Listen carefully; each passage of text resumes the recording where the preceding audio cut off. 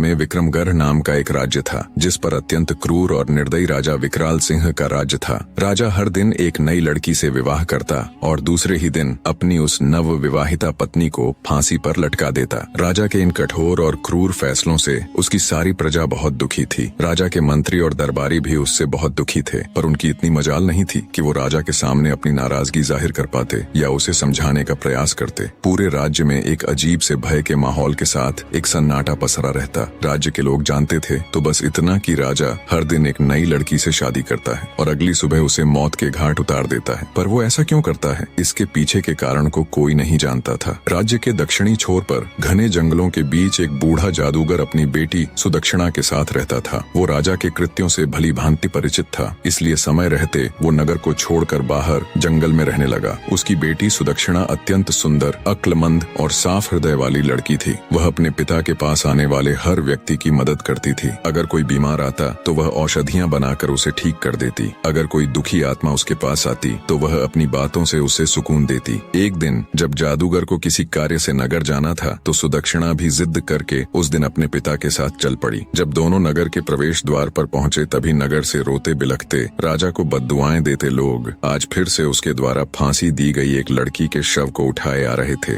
बूढ़े जादूगर ने उनको देखा तो उसको सारा माजरा समझते देर न लगी। उसने तुरंत अपनी बेटी को वहां से चलने के लिए कहा, पर सुदक्षिणा ने जब उन रोते बिलखते लोगों को देखा तो उसका हृदय द्रवित हो उठा। वो बोली, नहीं पिताजी, पहले मुझे ये जानना है कि ये लोग क्यों इतने दुखी हैं और क्यों ये राजा को भला बुरा कह रहे हैं। जादूगर के बहुत समझाने पर भी वो वहां से नहीं गई। कुछ लोगों से जब उसने इसका कारण पूछा तो लोगों ने उसे एक बार के लिए अजीब निगाह से देखा और बोले, क्या तुम्हें कुछ नहीं पता? सुदक्षिणा के मना करने पर उन लोगों ने अपनी पूरी पीड़ा भरी दास्तान उसके सामने कह सुनाई। सारी बात सुन सुदक्षिणा एकदम सन्न रह गई। कुछ देर बाद वो अपने होश संभाल अपने पिता से बोली, पिताजी, मैं राजा के साथ विवाह करना चाहती हूँ। बेटी के मुख से ये बात सुन जादूगर सकते में आ गया और बोला, बेटी, क्या तुम पागल हो गई हो जो ऐसी बात कह रही हो? तुमने अभी सुना ना कि राजा दूसरे ही दिन अपनी पत्नी की हत्या करवा देता है। सुदक्षिणा बोली, पिताजी, मुझे अच्छे से पता है मैं क्या कह रही हूँ। आप तो बस मुझे राजा के पास जाने की इजाजत दीजिए। अगर मैं अपनी बुद्धि, करुणा और सत्य के बल पर एक निर्दयी व्यक्ति को बदल सकती हूँ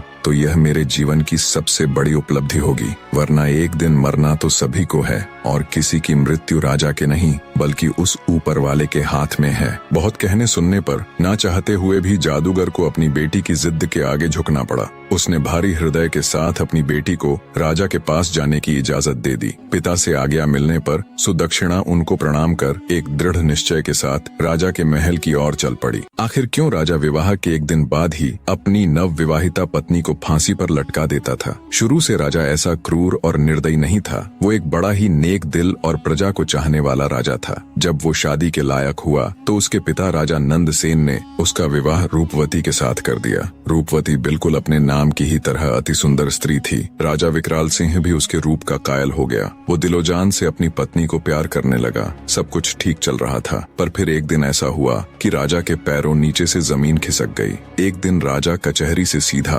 रानीवास की तरफ चला गया। जब वो रानी के कक्ष में पहुंचा तो उसने देखा उसकी पत्नी रूपवती एक गुलाम के साथ इश्क लड़ा रही है। ये देख राजा विकराल सिंह का संसार उजड़ गया। उसने तुरंत अपनी पत्नी और उस गुलाम को जिंदा एक दीवार में चुनवा दिया। रानी रूपवती की मृत्यु उपरांत राजा एक गुमनामी के समुन्दर में डूबता चला गया। उसने सबसे मिलना जुलना बंद कर दिया, कचहरी दरबार जाना छोड़ दिया। बस एक अंधेरे कमरे में ही खुद को बंद रखने लगा। राजा जब भी आंखें बंद करता उसे अपनी पत्नी और गुलाम का वो दृश्य याद आता। समय बीता पर वो दृश्य राजा भूल नहीं पा रहा था। बस वहीं से राजा के अंदर एक राक्षस ने जन्म ले लिया और वो प्रतिशोध की अग्नि में जलने लगा। राजा ने मंजे हुए चित्रकारों को बुलाकर रानी संग गुलाम का वो दृश्य ज्यों का त्यों बनवा लिया और उस तस्वीर को अपने शयन कक्ष में टंगवा दिया। अपनी पत्नी की बेवफाई से राजा इस कदर आहत हुआ कि उसे अब पूरी औरत जात ही बेवफा लगने लगी। उसके दिल में औरतों के प्रति ये नफरत की आग कभी कम न हो, इसलिए उसने उस पल की वो तस्वीर बनवा कर अपने अपने कमरे में लगवा ली। क्रोधाग्नि में अंधे राजा ने फैसला किया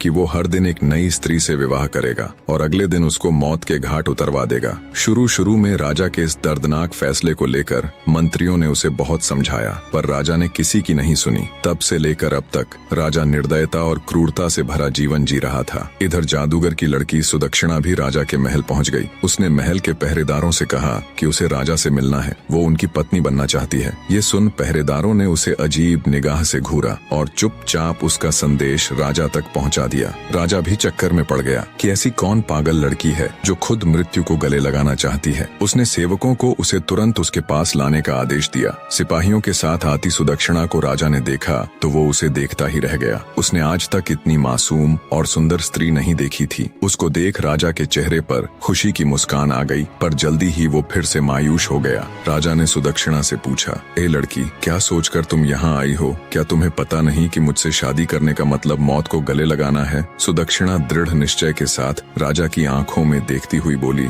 हे राजा, मुझे आपके बारे में सब मालूम है। सब कुछ जानकर ही आपसे शादी करने का फैसला किया है। राजा विकराल हैरान होते हुए बोला, ठीक है, अगर तुम सब जानती हो और तुम्हारा यही फैसला है तो मुझे कोई एतराज नहीं। शादी की तैयारी करो, हम कल ही तुमसे विवाह करेंगे। राजा और जादूगर की लड़की का विवाह हो जाता है। जादूगर की लड़की सुदक्षिणा एक रानी और राजा की पत्नी बन जाती है। रात में सुदक्षिणा 16 श्रृंगार कर सुहाग सेज पर बैठकर राजा का इंतजार करती हैं। जब राजा विकराल सिंह अपने कमरे में आया और दुल्हन के रूप में सजी हुई जादूगर की लड़की को देखा तो वो उसकी खूबसूरती का कायल हो जाता है। पर तभी उसका ध्यान दीवार पर लगी उसकी पत्नी की तस्वीर की तरफ चला गया। उसको देखते ही राजा गुस्से में तमतमा गया। उसकी सभी यादें ताजा हो गईं। राजा को औरतों की बेवफाई याद आ जाती है, पर राजा के दिल के एक कोने में सुदक्षिणा के साहस, उसकी सादगी और रूप को देखते हुए उसके लिए एक अलग ही जगह या कहे इज्जत बन गई थी। राजा ने गुस्से से सुदक्षिणा से कहा, तुमने यह बेवकूफी वाली हरकत क्यों की?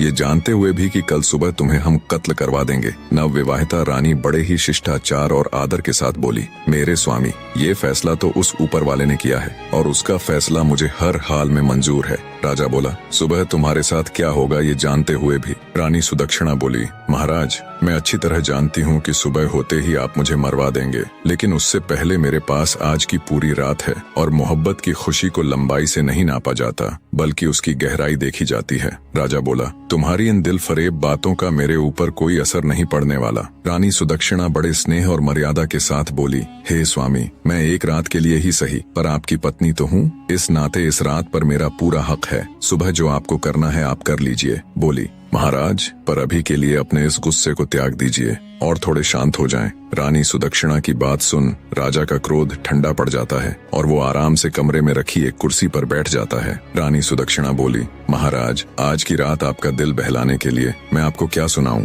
कोई किस्सा सुनाऊं, कोई शेर और शायरी सुनाऊं या फिर कोई गाना सुनाऊं? राजा बोला, तुम मेरी एक रात की पत्नी हो और इस रात पर तुम्हारा पूरा हक है। चलो तुम कोई किस्सा सुना दो। रानी बड़े अदब से राजा को जी महाराज कह एक किस्सा सुनाना शुरू कर देती है। एक व्यापारी था, उसकी बीवी, एक जवान बेटी और 2 छोटे बेटे थे। बेटी जवान होने के कारण व्यापारी को दिन रात उसके विवाह की चिंता खाई जाती। वो पैसे जोड़कर धूमधाम से अपनी बेटी का विवाह करना चाहता था। एक बार उसे व्यापार के लिए परदेश जाना था। सफर लंबा था। वह अपने घर वालों से कुछ दिन में आने की कह चला जाता है। जाते हुए उसकी बेटी उसे खजूर देती है और कहती है, बाबा सफर लंबा है, भूख लगे तो रास्ते में खा लेना। बेटी के दिए खजूर को लेकर व्यापारी परदेश के लिए निकल पड़ता है। लंबा रास्ता और तेज धूप के कारण वो चलते चलते थक जाता है। तभी उसे रास्ते में एक कुआं नजर आता है। सोचा क्यों न थोड़ी देर यहीं सुस्ता लूं, आराम से बैठकर खजूर खा लूंगा और शीतल जल ग्रहण कर लूंगा, फिर आराम से परदेश के लिए निकलूंगा। इसी सोच के साथ वो कुएं के किनारे बैठकर आराम से खजूर खाने लग जाता है। खजूर खाते खाते उसके हाथ से एक खजूर कुएं में गिर जाता है। खजूर जैसे ही पानी में गिरता है, कुएं का बिल्कुल साफ और निर्मल पानी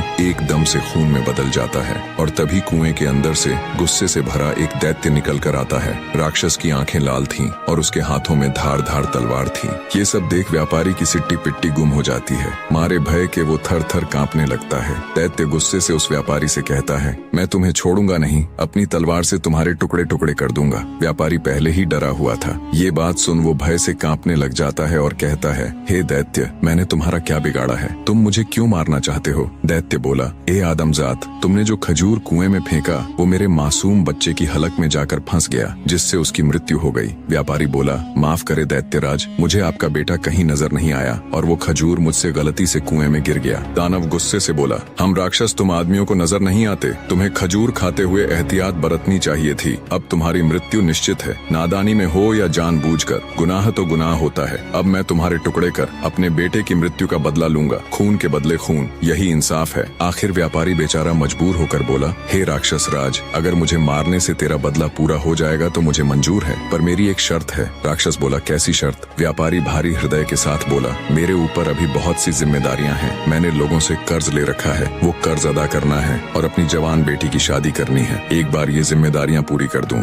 उसके बाद मैं खुद तुम्हारे पास आ जाऊंगा, फिर तुम बेशक अपना बदला पूरा कर लेना। ये सुन राक्षस सोच में पड़ जाता है। इतनी कहानी कहते कहते सवेरा हो जाता है और रानी किस्सा सुनाना बंद कर देती है। राजा बोला, तुम चुप क्यों हो गई? मुझे बताओ कि राक्षस ने व्यापारी को मार दिया या फिर उसे उसके कहे अनुसार कुछ समय की मोहलत दे दी। रानी बोली, महाराज, रात खत्म तो बात खत्म, अब सुबह हो चुकी है और मेरे मरने का वक्त आ गया है। राजा बोला, लेकिन मुझे कम से कम इतना तो बता दो कि राक्षस ने उसे मारा या छोड़ दिया। रानी बोली, हे राजा, कहानी बहुत लंबी है, पूरी बताने के लिए वक्त की जरूरत है और अब वक्त खत्म हो चुका है। ये सुन राजा सोच में पड़ जाता है। कुछ सोचकर राजा जब अपनी नवविवाहिता रानी से कहता है, तुम चिंता मत करो, हम वक्त को रोक देंगे, हम तुम्हें एक दिन की जिंदगी और प्रदान करते हैं, अब तुम किस्सा सुनाओ। तब रानी बोली, नहीं मेरे सरताज, किस्से तो रातों को सुनाए जाते हैं, सुबह का वक्त हो चला है, आप अपने राजसी कार्य कीजिए, आगे का किस्सा तो मैं रात को ही सुनाऊंगी। ये सुन राजा सोचता है, कितनी ही लड़कियां मेरे पास आईं और मौत के घाट उतार दी गई, सबके चेहरे पर मौत का भय साफ नजर आता था, पर इसके चेहरे पर तो भय नाम की कोई चीज ही नहीं है। खैर, इसका किस्सा मुझे बहुत दिलचस्प लगा है, इसलिए इसकी जान सिर्फ आज के लिए बख्श दी,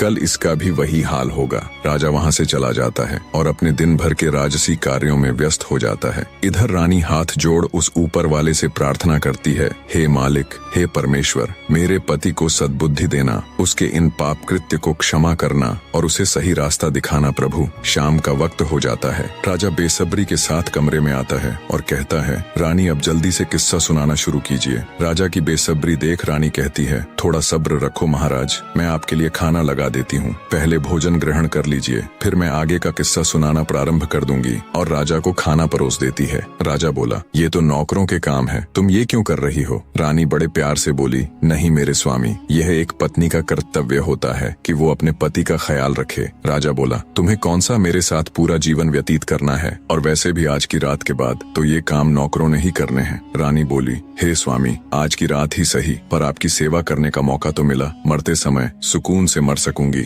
जितना भी समय मिला अपने पति की सेवा तो की। ये सुनकर राजा के दिल को बहुत सुकून मिला, लेकिन तभी उसको अपनी बीवी की बेवफाई याद आ गई। राजा गुस्से से बोला, ये फालतू की बातें मुझसे न करो और जल्दी से किस्सा सुनाना शुरू करो। राजा की बात सुन रानी किस्सा सुनाना शुरू कर देती है। व्यापारी की बात सुन थोड़ी देर विचार कर दैत्य बोला, अगर मैं तुम्हें कुछ समय की मोहलत दे दूं तो क्या गारंटी है कि तुम वापस आओगे? व्यापारी बोला, हे राक्षस राज, उस ऊपर वाले की कसम खाकर कहता हूँ कि मैं अपने कामों को अंजाम देकर यहाँ जरूर आऊंगा और खुद को तुम्हारे हवाले कर दूंगा, मेरा विश्वास करो। दैत्य बोला, ठीक है, मैं तुम्हें 40 दिन की मोहलत देता हूँ। व्यापारी दैत्य का शुक्रिया करते हुए अपने घर की तरफ चल देता है। कुछ दिन के सफर के बाद वो अपने घर पहुँच जाता है। व्यापारी को घर आया देख उसके बीवी बच्चे खुश हो जाते हैं। उसकी पत्नी कहती है, स्वामी, आप थक गए होंगे, हाथ मुंह धो ले, मैं अभी आपके लिए खाना लगाती हूँ। इस बार पता नहीं क्यों मेरा दिल बहुत घबरा रहा था, शुक्र है उस ऊपर वाले का, आप सही सलामत घर आ गए। बीवी के मुख से ये बातें सुन अंदर ही अंदर व्यापारी का हृदय पीड़ा से तड़प उठा। सोचा, जब हमेशा के लिए जाऊंगा तो मेरे बीवी बच्चों का क्या होगा। व्यापारी ने कागज के अंदर अपनी जिंदगी के बचे हुए दिन लिखे होते हैं। धीरे धीरे समय निकलता जा रहा था और व्यापारी के जिंदगी के दिन भी।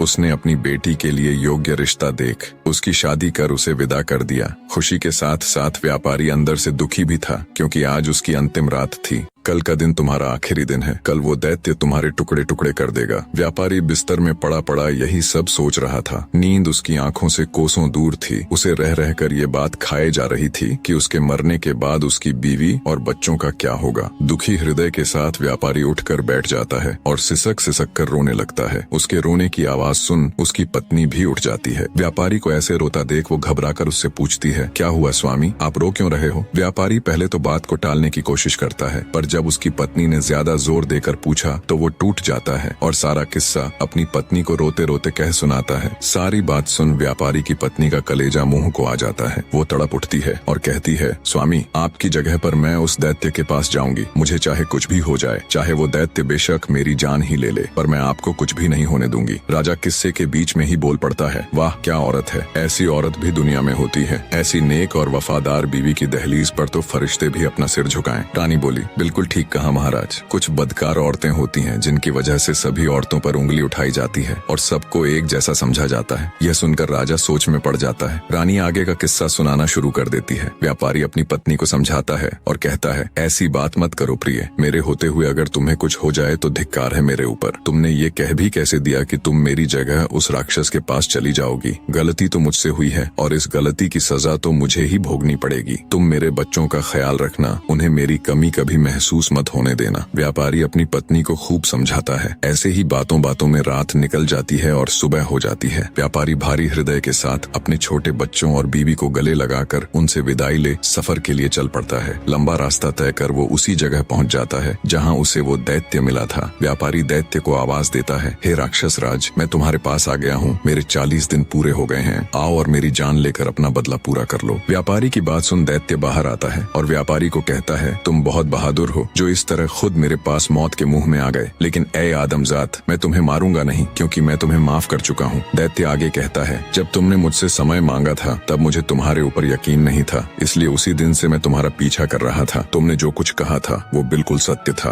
अब जाओ और अपने बीवी बच्चों को संभालो, तुम्हारे बिना उनका रो रो कर बुरा हाल है। दैत्य के मुख से ये बातें सुन व्यापारी की खुशी का ठिकाना नहीं रहा। उसने उस दैत्य का हाथ जोड़ शुक्रिया किया। किस्सा जब समाप्त हुआ तब तक राजा पूरी तरह भावुक हो चुका था। वो अब रानी की तरफ प्यार भरी नजरों से देख रहा था। रानी बोली, हे महाराज, सभी औरतें बिल्कुल भी एक जैसी नहीं होती और जब तक आप उस तस्वीर को अपने कमरे से नहीं हटा दोगे तब तक आपकी पीड़ा कभी कम नहीं होगी और आप हर औरत को बदकार ही समझेंगे। इतना सुन राजा अपनी बेवफा पत्नी की वो तस्वीर फाड़कर उसे नष्ट कर देता है और रानी के हाथों को अपने हाथ में लेकर कहता है, हे रानी, आज तुमने मेरा हृदय परिवर्तित कर दिया। मुझ पापी से पता नहीं कितने पाप हुए हैं। हे रानी, तुम धन्य हो, आज तुमने मेरी आंखें खोल दी।